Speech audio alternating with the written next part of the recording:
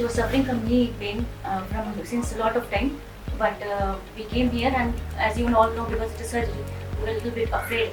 And as sir suggested, we can go for both of the knees, and she was operated for both the knees, and she is feeling very good now. And as expected, as not expected, I was not expecting really, but everything was very fine, and that's what she is very fine. She is doing everything very nicely, and we are very happy, especially with Srivat sir and all the staff, especially housekeeping staff. I must appreciate this. I don't have any words for them because they are so much they concerned about their patients and nursing staff. Everybody. We don't have any other companies. It's better she would explain this nicely.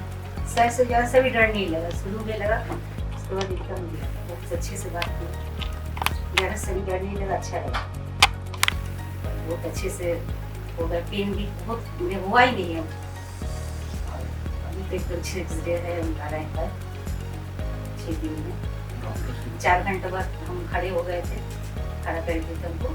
Physiotherapy, everybody means time to time means I'm so overwhelmed. I'm saying that because I didn't expected this, and she's doing so well, and we were expecting at least little pain, but she didn't experience a little bit of pain.